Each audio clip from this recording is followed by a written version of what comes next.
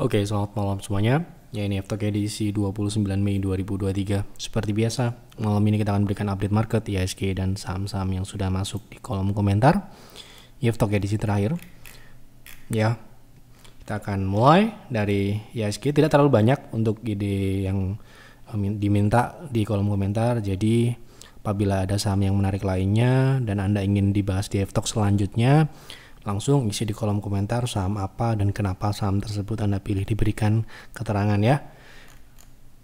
Langsung kita mulai dari IHSG. Hari ini IHSG turun sesuai dengan apa yang kami sampaikan di Stockholm dan di F-Talk kemarin malam. Saat ini proses turun menuju support gap di 6565. Yang jelas saat ini belum ada perubahan dan memang penutupan sesi sore hari ini relatif bagus. Ini candle per sesi ya, ini sesi pagi dan ini sesi siang ya, sesi sore. Jadi penutupannya candle hijau, namun candle hijaunya ini belum mengkonfirmasi rebound lanjutan ya. Jadi sementara ini besok bisa aja dia membentuk sebuah pola sandwich yang mana ini adalah proses menuju turun ke gap support yang kami sampaikan di Stockholm kemarin. Baik, seperti itu kira-kira. Kita langsung masuk ke pembahasan saham, agak durasi tidak terlalu panjang ya. Sebelum saya lanjut ke pembahasan, silahkan sekali lagi isi di kolom komentar saham apa dan kenapa saham tersebut Anda pilih untuk dibahas di F-Talk selanjutnya. Kemudian bagi Anda yang mungkin belum subscribe, silahkan subscribe dan boleh di like apabila Anda merasa F-Talk memberikan manfaat untuk Anda. Yang pertama, mau dibahas saham TINS untuk investasi jangka menengah. Bagusnya masuk di harga berapa? Saya tertarik investasi karena harga timah sepertinya mulai menguat dan juga rencana pemerintah stop ekspor mineral mentah, salah satunya timah ya. Itu bisa menjadi sentimen yang positif ya. Namun lagi-lagi kita harus lihat data saat ini. Harga timah yang jelas sudah mengalami kenaikan ya, sudah mengalami kenaikan di tahun lalu.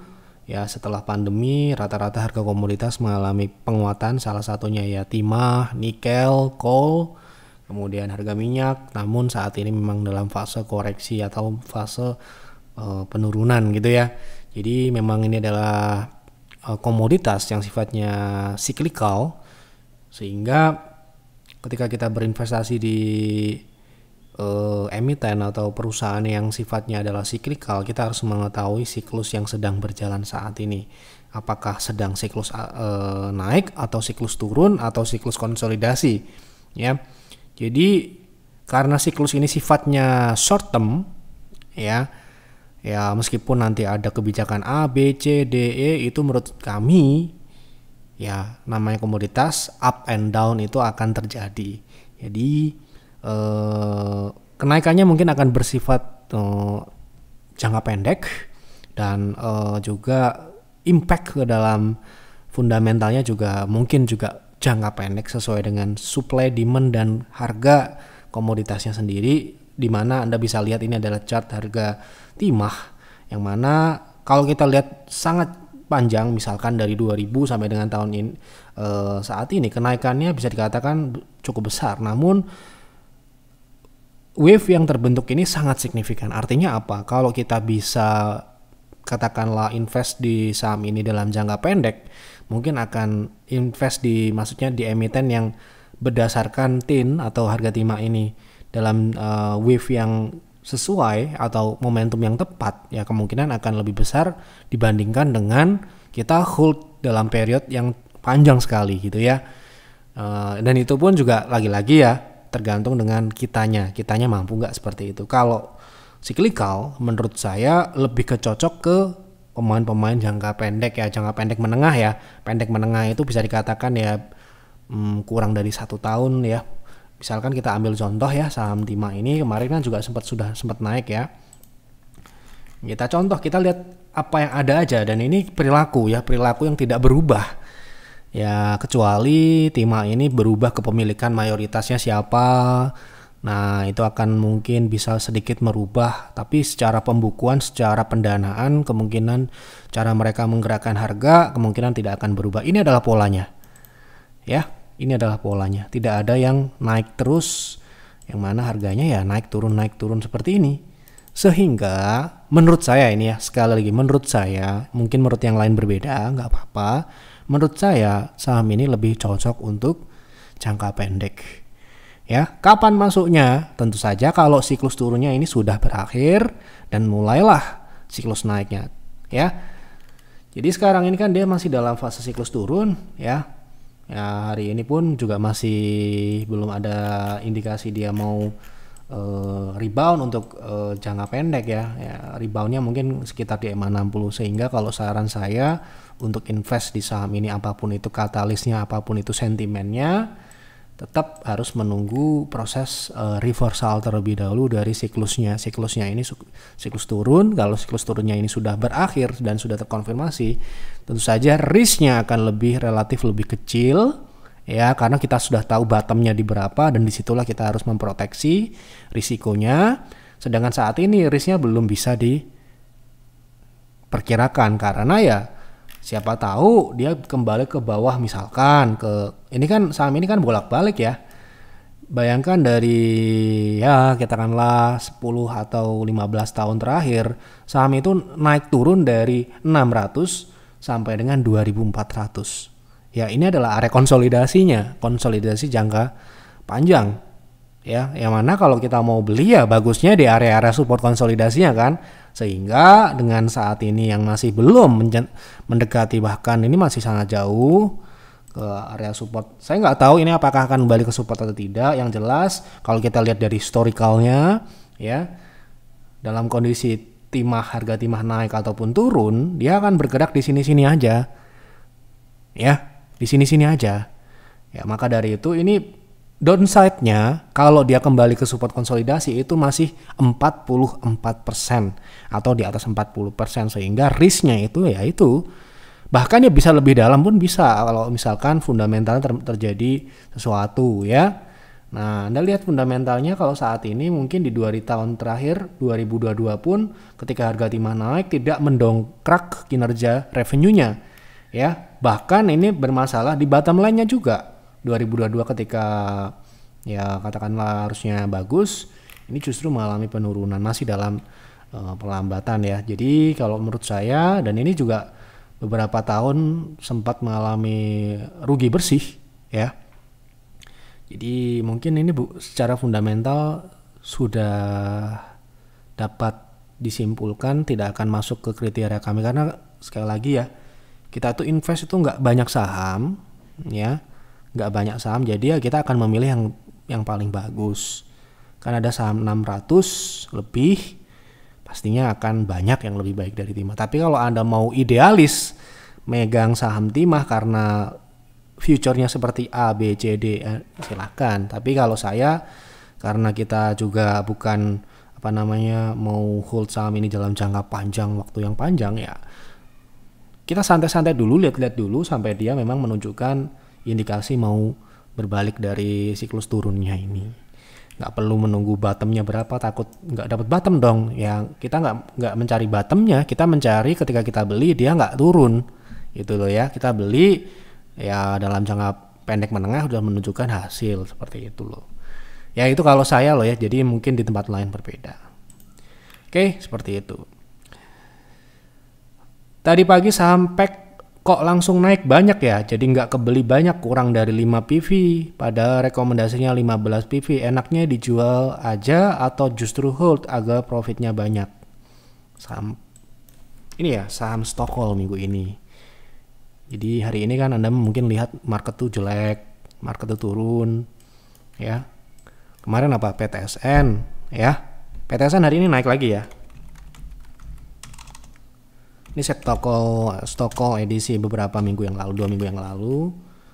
Ini naik lagi hari ini dalam kondisi market yang jelek. Oke. Kemudian ini PANI juga hari ini sempat naik banyak. Ya hampir ke 1880-an ini sudah naik dari harga rekomendasi kita ya sudah udah 40-an%. Jadi ya, dan ini hari ini alhamdulillah ya nggak hoki ya, karena ini dianalisis dan terbukti. Ini bukan 1-2 kali, 3 Stockholm berturut-turut ya, 3 Stockholm berturut-turut PTR berhasil mencari saham yang bisa naik ketika IHSG tidak naik. Nah, ini stock call ya. Ini stock call edisi minggu ini. Rekomendasi kalau yang jelas ya sahamnya mungkin tidak big caps ya, karena ya lagi-lagi kita. Nah, ini ya. Jadi sekarang ini penutupannya pack di 204. Berarti ya masih berpotensi naik lebih tinggi. Nah, kalau Anda belinya terlalu sedikit, kenapa kok belinya cuma 5 PV? Ya nggak bisa beli. Kan rekomendasi ini diberikan hari Minggu, kemudian harusnya nggak telat ya. Saham yang kita rekomendasikan kemungkinan memang ya namanya banyak orang yang lihat, ya nggak banyak ya, maksudnya member kita nggak banyak, cuma kan ada yang modal besar, ada yang modal sedang, itu kan kalau Anda terlambat melawan mereka, ya mereka lebih dulu dapat barangnya gitu ya. Jadi kalau Anda pengen dapat ya diantrikan sejak pagi, kan informasi stock call itu diberikan di hari Minggu. Anda ada waktu 12 jam lebih untuk berpikir, untuk menganalisa ulang, untuk melakukan entry di pagi hari sebelum market buka. Jadi harusnya ya apa yang Anda entrykan itu sesuai dengan plan Anda. Kalau Anda kurang 5 PV berarti ya mungkin rencana Anda mungkin kurang dari 5 PV, itu Anda mungkin ragu rekomendasi kami nggak akan naik dan sebagainya. Tapi ya nggak apa-apa. Sekali lagi ya, Anda mau entry atau tidak itu adalah keputusan masing-masing. Yang jelas Anda bisa lihat sendiri stock call 3 stock call tiga minggu terakhir berturut-turut ya. Gitu. Nah, jadi kalau Anda mungkin sudah beli tapi kurang dari 5 PV, mungkin Anda bisa TP agar lebih optimal, bisa di TP2 di 200. TP2 di stock call itu 220 ya. Jadi kemungkinan ini bisa lebih ya. Ini bisa lebih, ekstensinya bisa ke 250-an. Jadi mungkin potensi saham ini mungkin ya kurang lebih seperti saham PANI atau PTSN naik lebih dari 40% dalam waktu yang singkat. Ya ini bisa naik hingga 37% kalau dari 180-an tadi.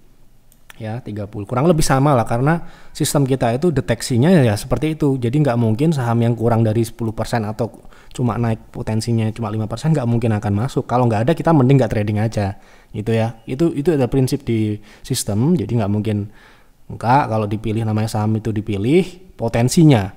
Ingat ya, potensinya ya. Ini contohnya ini ya. Pack ini ya. Nah, kalau kita flashback sedikit, ini Anda kan mungkin dapat stock call-nya, kalau bukan member ya bisa baca ini ya. Nah, ini potensi upside-nya 47 sampai 95%. Ini PANI. Oh ya, PANI. Ya, tentu saja sudah achieve hari ini TP2-nya. Ini PANI, kemudian PTSN. Ini. Jadi belum naik ya. Ingat ya, fokus PTR itu adalah mencari saham yang potensi naik, bukan yang sudah naik.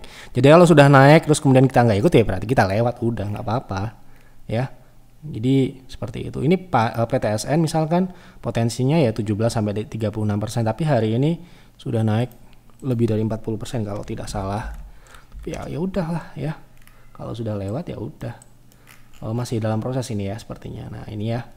Seperti itu. Jadi kalau Anda mungkin punyanya sedikit atau punyanya kurang ideal, berarti ya mungkin alokasi yang Anda siapkan memang segitu. Lagi-lagi ya, YF tidak memiliki kontrol atas semua saham. Jadi market lah yang kita akan secara natural mengikuti apa yang ada di market ya.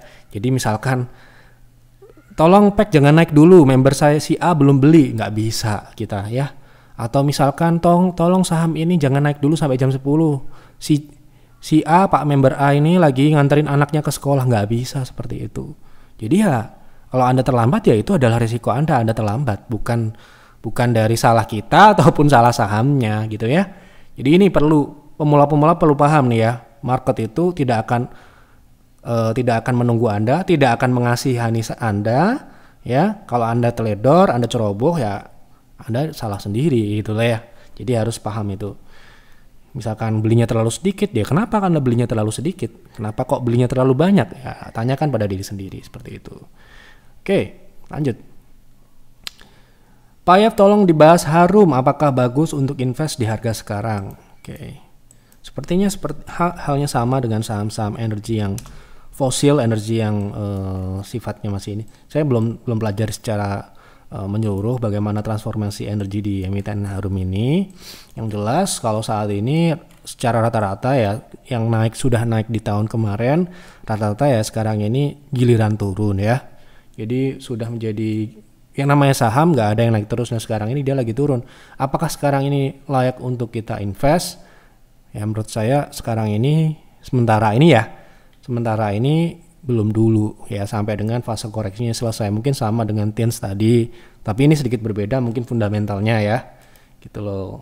Nah secara pertumbuhannya berbeda, kemudian secara profitabilitasnya berbeda karena bisnisnya juga mungkin berbeda walaupun sama-sama komoditas, tapi komoditasnya yang berbeda tentunya berbeda. Tapi yang jelas kemarin itu kenaikan yang serentak ya tahun kemarin itu, dan pertumbuhan yang terjadi yang Anda lihat di 2022 itu sudah terrefleksi sempurna, bahkan ada yang over atau ada yang terlalu hype, jadi sehingga harga sahamnya itu naik terlalu jauh dari ekspektasi market, sehingga ya Anda mungkin melihat beberapa saham dibanting nggak ada habis-habisnya beberapa minggu terakhir ini, dibanting habis-habisan. Dan bayangkan kalau orang nggak ngerti, nggak menganalisa teknikalnya, beli di pucuk ya, betapa sakitnya gitu. Makanya pentingnya kalau kita investasi gitu harus tahu nggak cuma ngeliat fundamental tapi ngeliat teknikalnya, itu momentumnya sudah waktunya atau belum. Kalau sekarang ini menurut saya ini belum, karena ini memang fase turun dan kemungkinan ini sudah pernah kita bahas sebelumnya, potensi turun ini masih ada ke 1100. Jadi ya biar dulu tunggu di sana ya. Kalau nanti sudah turun di sana atau bisa lebih bagus lagi, misalkan di bawah 1000 Harum dan kemudian ada pola reversal, ya mungkin itu adalah timing. Sekali lagi ya, Anda bertanya dengan Yef mau itu mau itu investasi, apalagi trading, pasti mengacu pada teknikal. Jadi kita tidak fundamental bagus terus beli sambil merem, enggak. Kita harus melihat juga teknikalnya seperti apa, apakah saat ini waktunya beli atau tunggu dulu gitu. Kalau menurut saya Harum ini masih tunggu dulu sampai nanti, nggak tahu kapan. Sekarang ini duitnya ditaruh di saham-saham yang sekarang baru akan naik ya gitu. Oke. Tolong bahas IPCC untuk swing, kira-kira target ke berapa? Ada posisi di 735. Oke. 735 IPCC. Potensi swing sudah pernah kita bahas 0,3 itu di 820 ya. Kemudian target berikutnya agak tinggi di atas 1000 ya. Untuk swing jangka pendek kejauhan ya, situ kita harus masuk akal juga. Mungkin ke level psikologi 1000 ya. Jadi ini dua target yang mungkin akan dijadikan untuk swing jangka pendek ya, karena swing untuk saham ini juga relatif tinggi. Kalau kita lihat di shadow yang terbentuk, ini monthly ya. Kita buka di daily ya. Nah, jadi yang masuk akal ya mungkin di shadow ini sampai dengan 0,5 ini ya, di 995 atau 1000 tadi. Jadi itu targetnya untuk IPCC. Proteksinya juga ditanya ya, udah berapa? Sudah ditentukan ya harusnya kalau proteksi itu. Dan proteksi itu tidak harus mengacu pada teknikal, tapi mengacu kita profilnya berapa. Misalkan kita pengen membatasi loss itu misalkan kurang dari 5% ya nggak apa-apa. Teknikalnya masih bagus kalaupun turun 5%, tapi di stop loss nggak apa-apa, karena itu adalah jadi ada ya teknikal itu kalau ini jelek turunnya sampai 10%, tapi kita mau batasi 5% agar lossnya itu termanage atau tidak melebihi dari batas toleransi gitu. Bisa seperti itu, nggak apa-apa gitu ya. Jadi nggak harus mengikuti teknikalnya kalau untuk proteksi manajemen risiko ya, karena itu hitung-hitungan, ada kalkulasinya seperti itu. Tolong bahas saham PTIS, mau kemana arahnya secara teknikal untuk jangka pendek ya. Oke, untuk PTIS ini juga super agresif ya. Bayangin kalau belinya pas lagi naik tinggi. Nah ini bisa dibanting bawah. Kalau sementara ini dia konsolidasi ya. Sekarang ini di middle area, di 60. Jadi ini swingnya ini masih, sekarang ini swing naik ya. Swing naiknya ini ya mungkin saja dia akan mengikuti pola yang ini ya. Jadi setelah dia mentok di 60, kemudian dia turun lagi ke support sini di 266. Ini sekarang ini terlihat juga dia mentok di sini ya, bisa dia balik ke 200, ke bawah 300 sampai dengan 270, 260 ini. Seperti itu. Polanya mirip-mirip seperti itu. Pak gimana Pak, masih bisa tambah muatan cepet naiknya?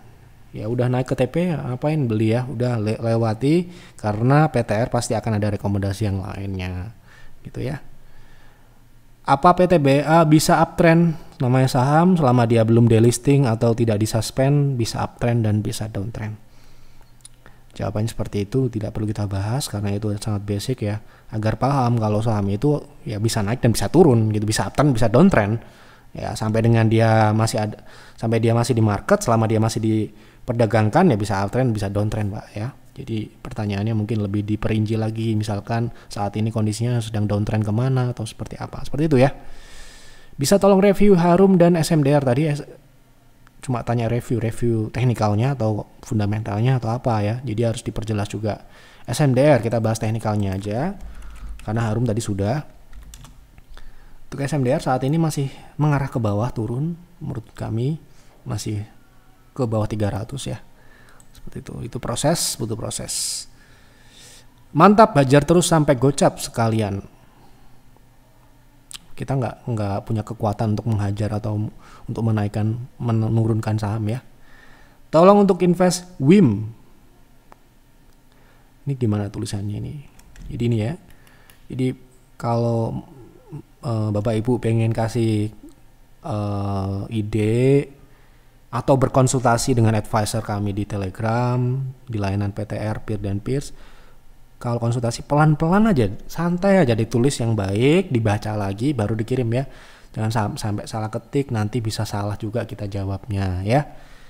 Ya, saya coba untuk memahami ini ya. Tolong untuk INVCST ya, pelit sekali, nggak seperti SMS ya. Di sini gratis, Anda tuh ngetik di sini panjang lebar juga nggak apa-apa ya. Invest WIM bagaimana? Terima kasih. Oke, kita coba lihat WIM. Untuk invest sepertinya sudah terlambat ya, sudah naik banyak saham ini ya. Jadi Anda ya kemungkinan ini sudah di ekstensi pertama untuk jangka menengah panjang. Meskipun ya masih bisa naik, tapi kan lagi-lagi kita harus berhitung dengan risknya. Kalau risknya sudah terlalu besar ya buat apa gitu ya. Saham ini masih bisa naik paling tidak ke 1.500 itu 20%. Namun risknya itu 27%. Kalau dia retest support baru, bayangin ini masih uptrend loh ya. Kalau dia turun ke 950 itu belum downtrend, dia masih dalam proses naiknya ya. Atau dia turun ke 860 itu bisa juga, itu 33%. Karena karakteristiknya seperti ini, Anda lihat ya polanya. Nah, oke. Kalau dia bayangin kalau kemudian ini mandi ya, bulan depan tiba-tiba jatuh, ini bisa seperti ini. Nah, maka dari itu ya kalau menurut teknikal Anda sudah terlambat untuk masuk di harga saat ini. Kita belum bicara fundamental ya, karena ini pertanyaan kita coba lihat kelayakan investasinya. Kalau yang jelas teknikalnya sudah terlambat. Nah, kalau fundamentalnya ini bagus ya, pertumbuhannya sangat signifikan kalau kita lihat dari revenue. Namun untuk bottom line-nya ya bisa dikatakan cukup bagus, tapi memang tidak sesignifikan top line-nya.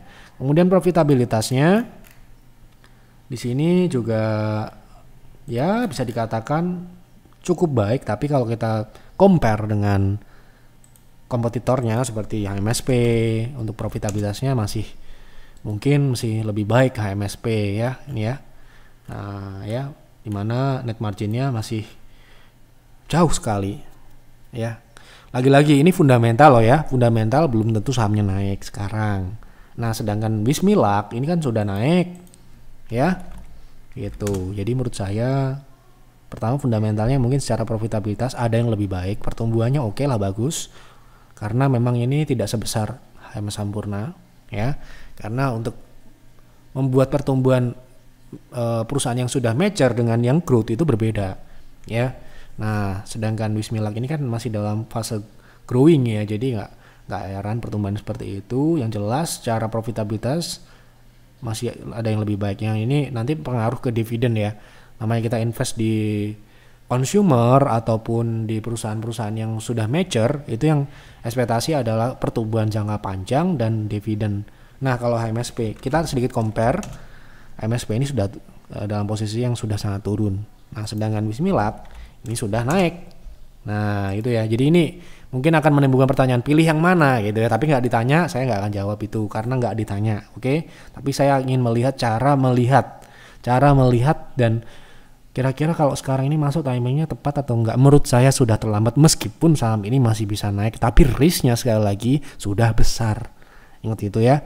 Saya nggak bilang saham ini sudah tidak bisa naik, tetapi risknya sudah lebih besar. Ya, gitu ya. Jadi kalau kita mau bisnis kan kita harus ngeliat risknya. Gak mungkin kan kita cuma lihat profitnya doang, gitu ya. Yang kita lihat adalah risknya, karena risk itu yang akan kita kelola agar kita tidak boncos, ya. Seperti itu.